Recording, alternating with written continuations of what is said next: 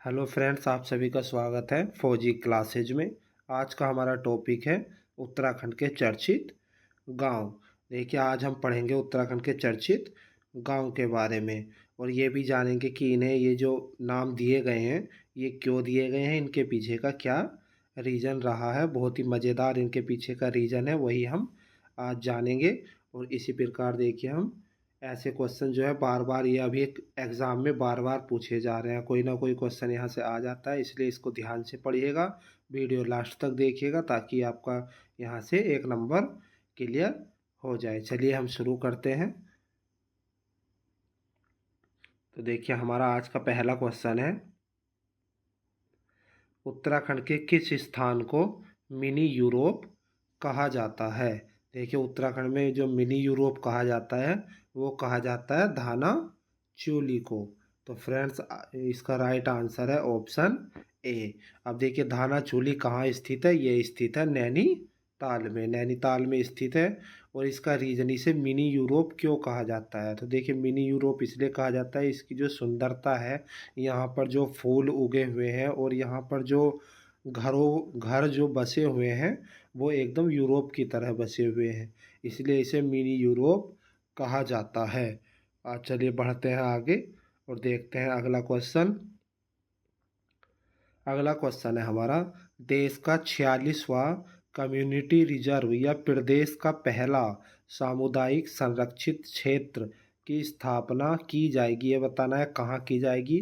तो ये जो बनेगा ये देश का तो होगा 46वां, एवं उत्तराखंड का जो होगा ये पहला सामुदायिक संरक्षित क्षेत्र होगा। तो इसकी जो स्थापना की जाएगी ये की जाएगी बोनगांव में, बोनगांव में की जाएगी। और बोनगांव कहाँ स्थित है, ये स्थित है धारचूला पिथौरागढ़ में। याद रखिएगा, बहुत अच्छे क्वेश्चन है। अगला क्वेश्चन देखते हैं।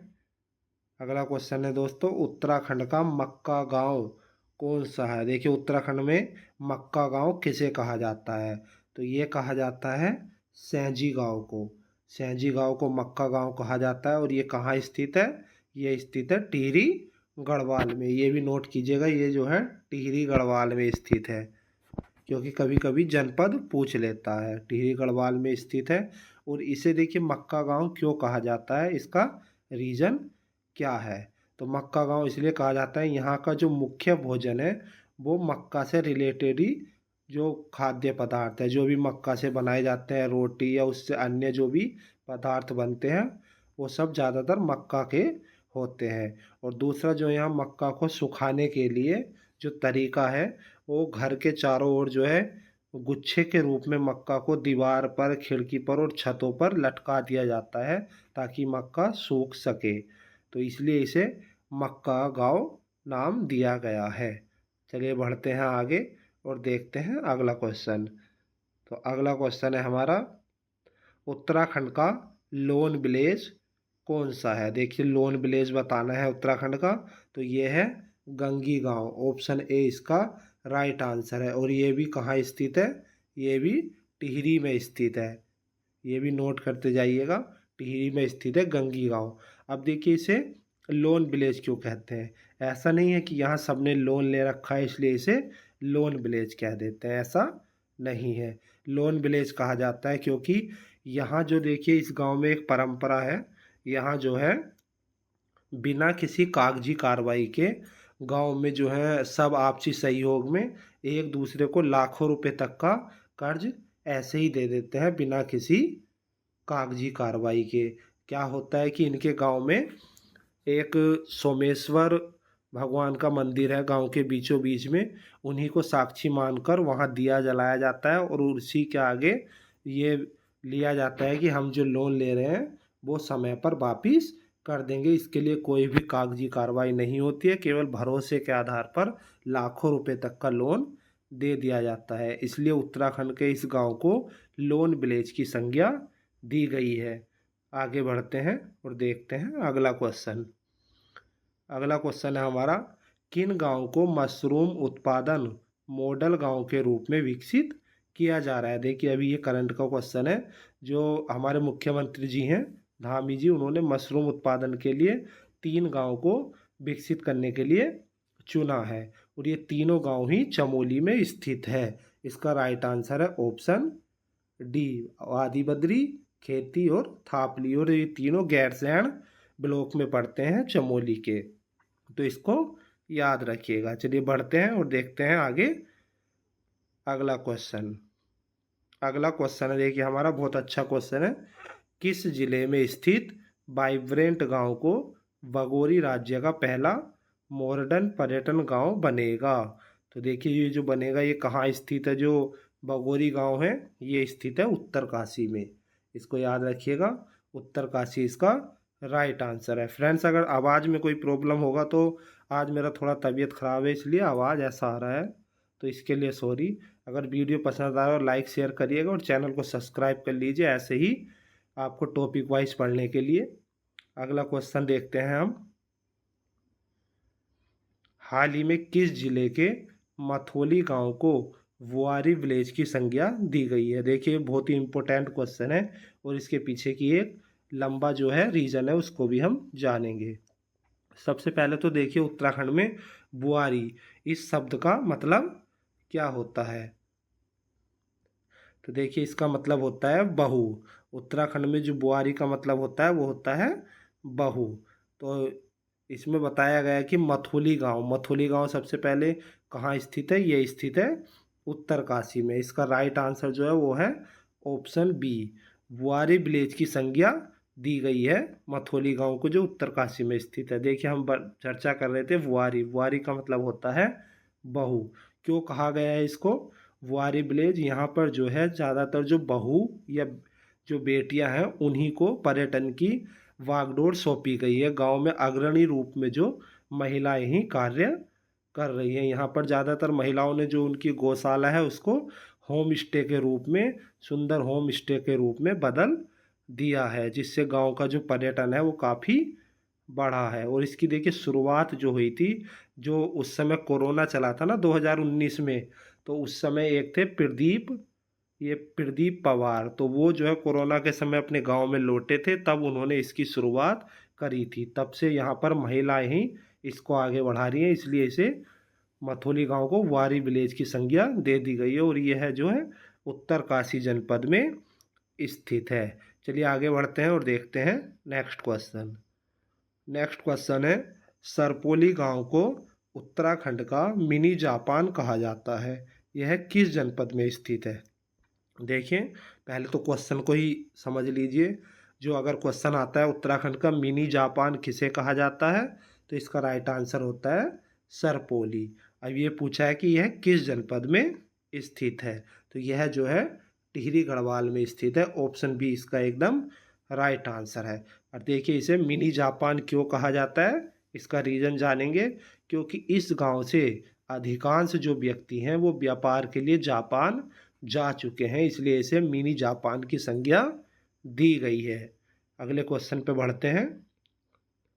अगला क्वेश्चन है देखिए हमारा, किस गांव को फिट इंडिया गांव के रूप में विकसित किया जा रहा है? देखिए मुख्यमंत्री जी ने घोषणा करी है फिट इंडिया गांव की, तो फिट इंडिया गांव के रूप में जो विकसित किया जा रहा है वो किया जा रहा है सिरकोट गांव चमोली को। ऑप्शन डी इसका एकदम राइट आंसर। और ये तो आपको पता होगा फिट इंडिया गांव क्यों किया जा रहा है, क्योंकि यहाँ पर जो है ज़्यादातर आदमी फिट है एकदम, कोई बीमारी से सभी दूर है। नेक्स्ट क्वेश्चन पे बढ़ते हैं हमारे। ये है पनीर गांव के रूप में किसे जाना जाता है? देखिए 2 एग्जामों में रिपीट हो चुका है ये क्वेश्चन, इसलिए इसको ध्यान से देखिएगा। पनीर गांव के रूप में किसे जाना जाता? तो देखिए इसका जो राइट आंसर है वो है ऑप्शन बी, रोतू की बेली।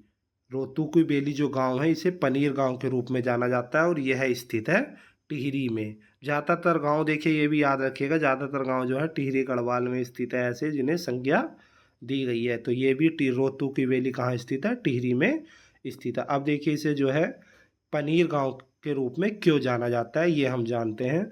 तो ये जो रोतू की बेली गांव है यहाँ पर जो है ज़्यादातर जो घर हैं सभी लोग अपने घर में पनीर का व्यापार करते हैं। ज़्यादातर सभी जो है पनीर बनाने का कार्य अपने घर में कर रहे हैं, जिससे जो है इस गांव को पनीर गांव के रूप में जाना जाने लगा है। तो चलिए आगे बढ़ते हैं और देखते हैं अगला क्वेश्चन। फ्रेंड्स, अगर आप ये पीडीएफ जो है टेस्ट के रूप में लगाना चाहते हैं तो ये हमारे टेलीग्राम चैनल पर उपलब्ध है, जिसका जो है लिंक जो है चैनल के डिस्क्रिप्शन में दिया गया है। तो इसको आप टेस्ट के रूप में वहाँ से डाउनलोड भी कर सकते हैं। और वीडियो पसंद आ रहा हो तो लाइक शेयर और चैनल को सब्सक्राइब कर लीजिए प्लीज़। आपके सपोर्ट से ही हमें मोटिवेशन मिलता है, ताकि हम आगे ऐसे ही आपके लिए अच्छी वीडियो बना सके। तो प्लीज़ सपोर्ट कीजिएगा। तो देखिए हमारा जो है अगला क्वेश्चन है, हाल ही में किस जिले के भोगपुर गांव को संस्कृत गांव के रूप में घोषित किया गया है। देखिए मुख्यमंत्री जी ने हमारे घोषणा करी है, जो है हर जिले में एक संस्कृत गांव बनेगा। और इसकी शुरुआत जो हुई है वो भोगपुर गांव को संस्कृत गांव के रूप में घोषित करके हुई है। तो इसी का जिला बताना है। तो जो भोगपुर गांव है वो देहरादून में स्थित है। तो देहरादून से इस योजना की शुरुआत हुई है संस्कृत गांव की। तो ये याद रखिएगा, ये क्वेश्चन में ये जो आपका हाल ही के एग्ज़ाम है उसमें पूछा जा सकता है। चलिए बढ़ते हैं आगे और देखते हैं नेक्स्ट क्वेश्चन। ये है, किस जिले के तिवाड़ गांव के पर्यटन ग्राम घोषित किया गया है। देखिए तिवाड़ गांव जो है बताना है, इसे पर्यटन ग्राम घोषित कर दिया गया है। यह किस जनपद में स्थित है। तो ये जो स्थित है, यह स्थित है टिहरी गढ़वाल में। ऑप्शन ए इसका राइट आंसर है। चलिए बढ़ते हैं आगे, देखते हैं नेक्स्ट क्वेश्चन। राज्य के किस गांव को मधु गांव के रूप में विकसित किया जा रहा है। देखिए बहुत अच्छा क्वेश्चन है। मधु गांव के रूप में जो विकसित किया जा रहा है वो है ऑप्शन ए जोलीकोट, इसका राइट आंसर है। और ये कहाँ स्थित है, यह स्थित है नैनीताल में। ये भी नोट कीजिएगा, नैनीताल में स्थित है। अब देखिए इसे जो है मधु गांव की संज्ञा क्यों दी गई है, इसका रीजन क्या है। इसका रीजन ये है, यहाँ पर जो है मधुमक्खी का जो है पालन काफ़ी पुराने समय से किया जा रहा है। और शहद बनाने का जो है खेती एक प्रकार से की जा रही है। लगभग 1935 के आसपास से यहाँ मधुमक्खी पालन हो रहा है और शहद बनाया जा रहा है। इसलिए इस गांव को जो है नैनीताल के जोलीकोट गांव को मधु गांव के रूप में विकसित भी अब किया जा रहा है। चलिए बढ़ते हैं आगे और देखते हैं नेक्स्ट क्वेश्चन। राज्यों के किस गांव को हरवल गांव की संज्ञा दी गई है। देखिए बताना है हरवल गांव की संज्ञा किसे दी गई है। तो राइट आंसर है इसका ऑप्शन सी, इसका करेक्ट आंसर।